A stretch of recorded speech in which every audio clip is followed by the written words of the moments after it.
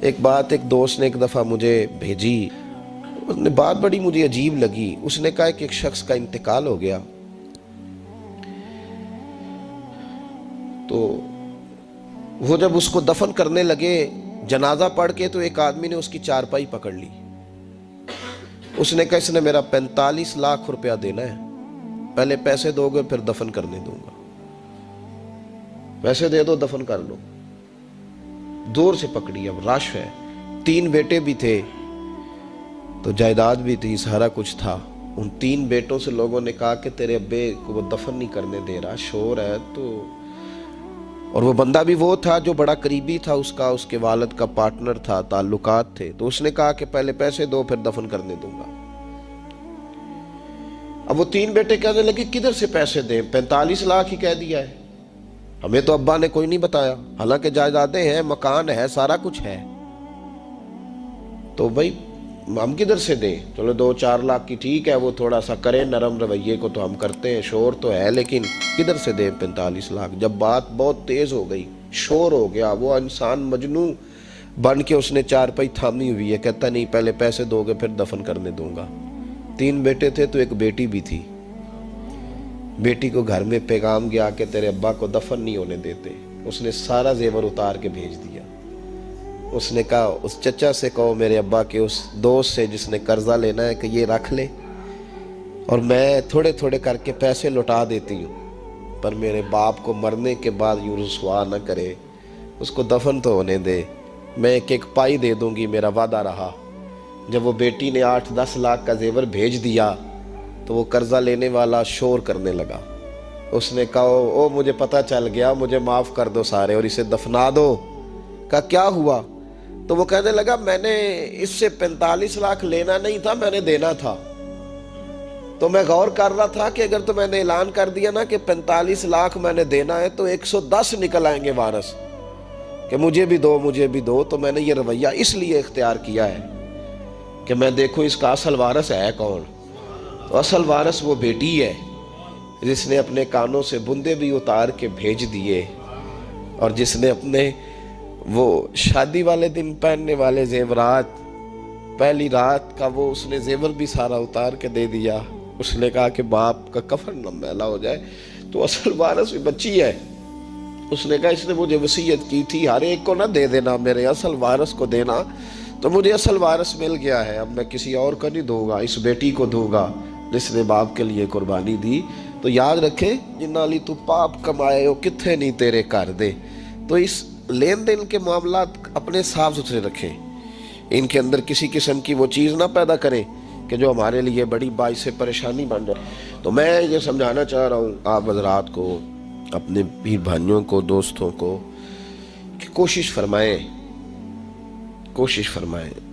کہ آپ، اور یہ یاد رکھیں وہ میری اماں کبھی کبھی میرے ننھیال سے نا کوئی چیز آتی تھی نا بطور تحفہ کے کسی چیز، تو میری اماں کہتی تھی میرے ماموں سے یا میرے نانا سے کہ بس ٹھیک ہے یہ آپ تھوڑا سا دے جائیں باقی لے جائیں، تو کہتے نہیں رکھ لیں۔ تو اماں کہا کرتی تھی کہ اپنے گھر سے بندہ کھائے تو پھر ہی پوری پڑتی ہے، کوئی دے گا تو کیا اس میں کتنی دیر، ایک دن بندہ کھا لے گا۔ وہ کہا کرتی تھی کہ اگر پورا کرنا ہے نا خرچہ تو بندہ اپنی کمائی سے ہی پورا کرے تو پورا ہوتا ہے، اگر کسی کے 10,000 سے آپ سمجھتے ہیں کوئی فائدہ ہوگا تو کچھ نہیں ہوتا۔ آپ کے دست و بازو جو ہمت کر کے لائیں گے اسی سے گزارا ہوگا۔ کسی کا 50,000 رکھ کے کتنا وقت بیت سکتا ہے، 1 لاکھ سے کیا مطلب، کیا بندہ کر سکتا ہے؟ تو سہارے نہ ڈھونڈو، خوددار بنو۔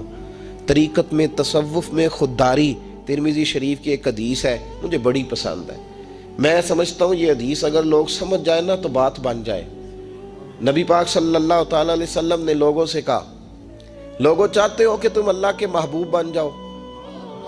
تو صحابہ کے چہرے کھل اٹھے، کہا یا رسول اللہ صلی اللہ علیہ وسلم بالکل چاہتے ہیں۔ فرمایا جو اللہ نے تمہیں دیا ہے اس پہ راضی ہو جاؤ، اللہ کے محبوب بن جاؤ گے، اللہ تم سے پیار کرے گا۔ اور پھر فرمایا چاہتے ہو کہ لوگ بھی تم سے پیار کریں؟ لوگ بھی کریں یا رسول اللہ، دل کرتا ہے۔ تو نبی پاک نے فرمایا کسی بندے کی جیب کی طرف کبھی نہ دیکھنا، جو سامنے والے کی جیب میں ہے اس سے بچ جا، اس کے مال پر نظر ڈالنی چھوڑ دے، لوگ بھی تجھ سے پیار کرنے لگ جائیں گے۔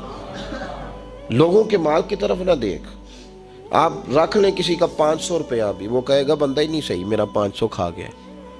یہ مت سمجھے کہ بڑا امیر تھا، اس کو فکر ہی کوئی نہیں، نہ۔ ان معاملات کے اندر لوگ کہیں نہ کہیں بول ہی جاتے ہیں، کہیں نہ کہیں بات کر ہی جاتے ہیں، کسی نہ کسی جگہ زبان پھسل ہی جاتی ہے۔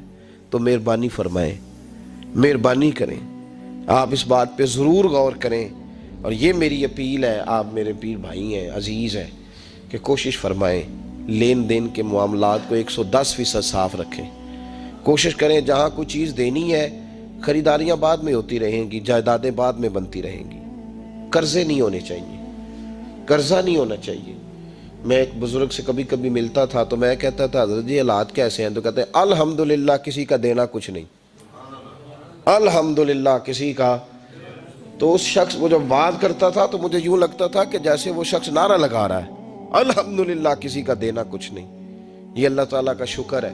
اور پھر وہ کبھی کبھی یہ بھی کہا کرتے تھے کسی سے 200-250 لینا ہوگا، میں نے دینی کوئی شے نہیں، کوئی کبھی کبھی ٹٹولو گے تو میرا کسی طرف کوئی نکل ہی آئے گا، لیکن میں نے کسی کا دینا کوئی نہیں۔ میرے ایسا فرمایا کرتے تھے ہماری تو طریقت بھی بڑی دلیر ہے۔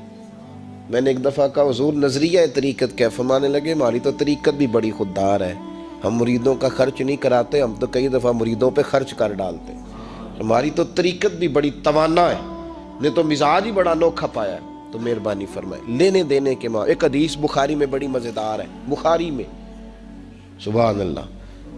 اور بخاری شریف قرآن مجید کے بعد امت مسلمہ کے پاس سب سے معتبر کتاب کا نام بخاری شریف ہے۔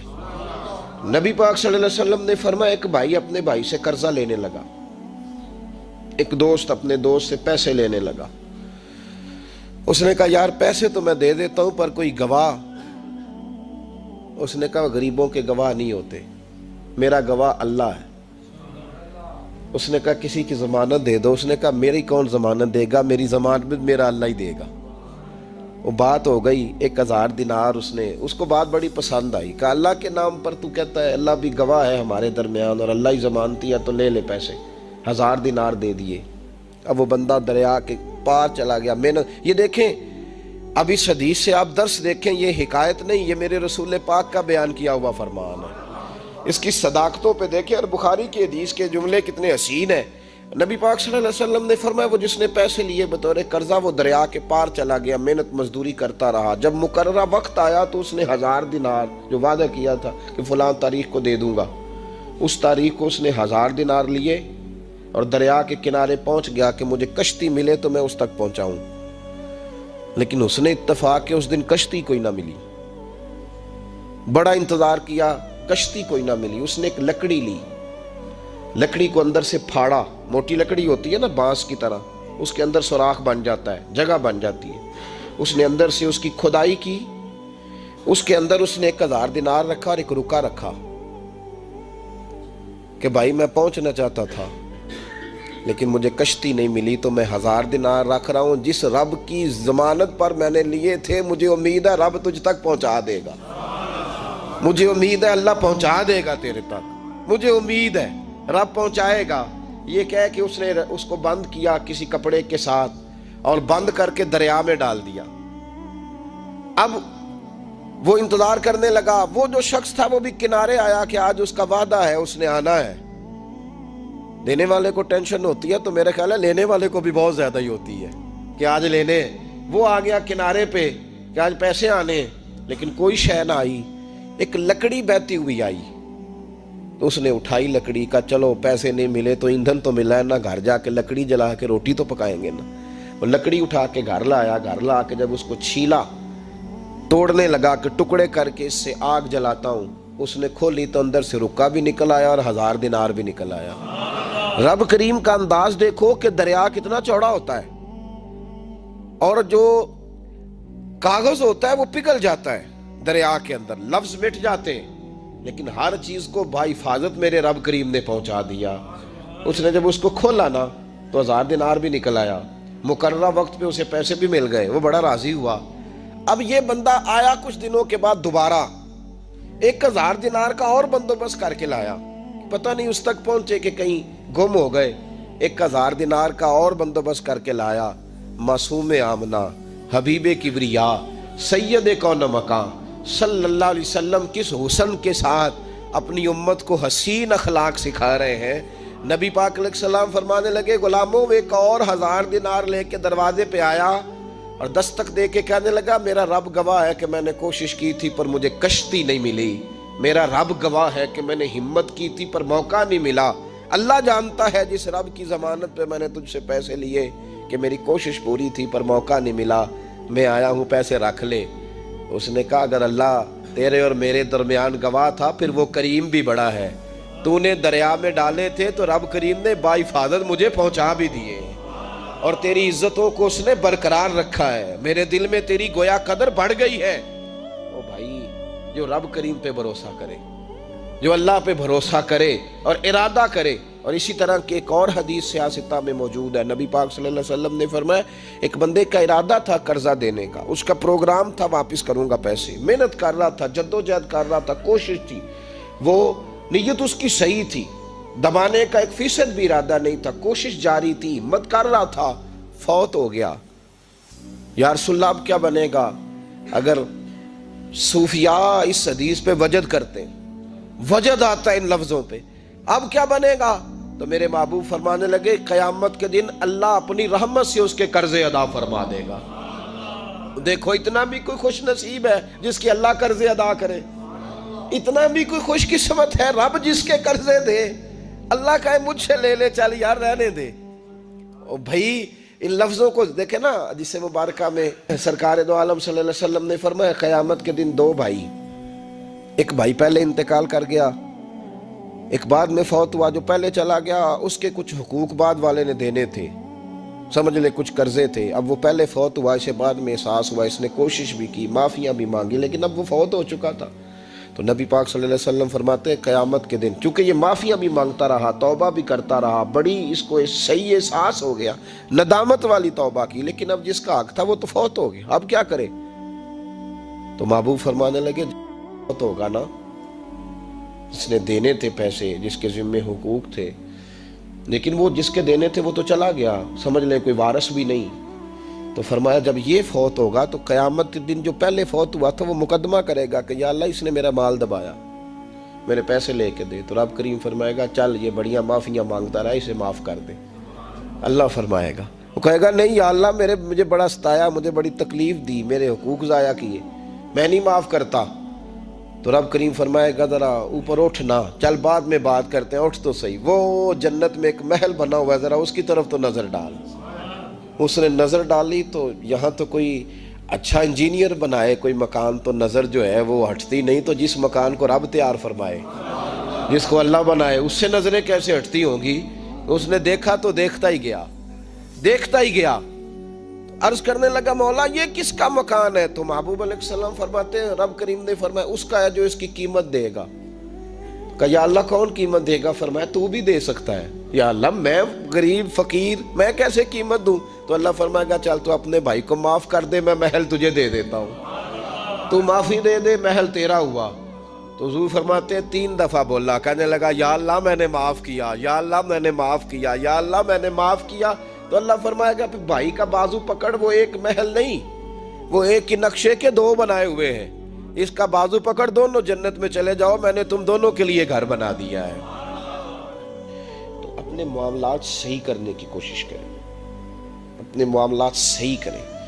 ہم اس سلسلہ عالیہ میں داخل ہیں کہ حضور غوث اعظم رضی اللہ تعالیٰ عنہ کے والد کا مشہور واقعہ ہے کہ بھوک لگی تھی تو دریا میں بہتا ہوا سیب کھا لیا تھا، سیب کھا لیا غوث اعظم کے والد نے۔ تو پھر کہنے لگے اوہو یہ میں نے کیا کیا؟ جس سمت سے وہ سیب آیا تھا وہاں جانے لگے، وہاں ایک باغ تھا، پیچھے جا کے ٹہنیاں جھکی ہوئی تھیں، یہاں سے سیب آیا۔ باغ کے مالک بھی بزرگ تھے، ان سے جا کے کہا غلطی سے کھا لیا ہے، معافی مل جائے۔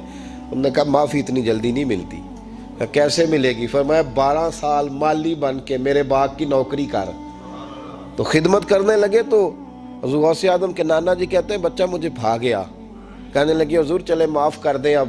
تو کہا معافی نہیں ملے گی، میری ایک بیٹی ہے، آنکھوں سے اندھی ہے، آنکھوں سے اندھی، کانوں سے بہری، زبان سے گونگی اور پیروں سے لنگڑی، اس سے نکاح کر، پھر معافی ملے گی۔ کھایا کیا؟ ایک سیب۔ تو حضور غوث اعظم رضی اللہ تعالیٰ عنہ کے والد کہنے لگے مجھے گوارا ہے، آپ کر دیں نکاح، پر وعدہ کریں مجھے معاف کر دیں گے نا؟ تو کہتے ہیں نکاح ہو گیا۔ جب پہلے دن میں حجرہ عروسی میں داخل ہوا تو میں نے پلنگ پر کوئی معذور نہیں، جنت کی حور کی مثل عورت بیٹھی دیکھی، اور جس کا حسن بتاتا تھا کہ چہرے سے زیادہ باطن میں اللہ نے روشنی عطا فرمائی ہوئی ہے۔ فرماتے ہیں میں نے اس کے قریب جا کر تو کون ہے؟ مجھے تو کچھ اور بتایا گیا تھا۔ فرمایا تجھے بتایا گیا تھا کہ آنکھوں سے اندھی ہے، اس لیے کہ کبھی غیر محرم کا چہرہ دیکھا ہی نہیں، کانوں سے اس لیے بہری ہے کہ کبھی غلط بات سنی نہیں، کسی غلط کے پاس بیٹھی نہیں، اور زبان سے اس لیے کہ گنگی ہے کہ غلط جملہ کبھی نہیں نکلا، یا اللہ کا قرآن نکلا ہے یا محمد عربی کا درود و سلام نکلا ہے، غلط جملہ نہیں نکلا۔ اور ٹانگوں سے اس لیے لنگڑی ہے، کسے اپنے باپ کے گھر کا رستہ تو آتا ہے، سوائے اس کے گلی کا اور کوئی موڑ نہیں جانتی، اس نے پاکیزگی سے وقت گزارا۔ حضور غوث اعظم کے والد کہتے ہیں میں اپنے لین دین کے معاملات سیدھے کرنے گیا تو سادات کے گھر کی حور مجھے ملی، اور جب میں اس حور سے ملا تو پھر رب نے مجھے عبد القادر جیلانی جیسا بیٹا عطا فرمایا، غوث پاک جیسا بیٹا دیا۔ تو گئے تو معاملات سیدھے کرنے تھے، تو اللہ نے ولایت کے امام کا باپ بنا دیا۔ تو مہربانی فرمائے اپنے معاملات میں توانائی پیدا کریں۔ کچھ لوگ ایسے ہوتے ہیں جن کا مال مثل مملکت کے ہوتا ہے۔ اعلیٰ حضرت رحمۃ اللہ علیہ نے پیر کے حقوق میں یہ لکھا ہے کہ اس کے مرید کا مال اسی طرح ہے جس طرح اس کا اپنا ہے، لیکن ساتھ اشارہ بھی دے دیا ہے کہ چاہیے یہی کہ وہ بھی احتیاط ہی کرے، وہ بھی احتیاط ہی کرے، پرہیز ہی کرے، کوشش کرے۔ اور آپ فرماتے ہیں چونکہ باپ کی حیثیت رکھتا ہے تو ضروری تو نہیں نا باپ بیٹے کی کمائی کھائے، کبھی کبھی بیٹے بھی باپ کی کھا ہی لیتے ہیں، اس طرف بھی توجہ کر لے، کوئی حرج نہیں۔ اپنے معاملات کو صحیح رکھیں، لینے دینے کے معاملات کے اندر کبھی کمی نہ لائیں۔ یہ چیز اگر پیدا ہو جاتی ہے نا تو آپ یقین کریں کہ وقار ہی تو انسان کے پاس ہوتا ہے، وہ ضائع ہو جاتا ہے تو نقصان ہوتا ہے۔ تھوڑے میں وقت گزاریں، بڑی مزیدار زندگی ہوتی ہے انسان کی۔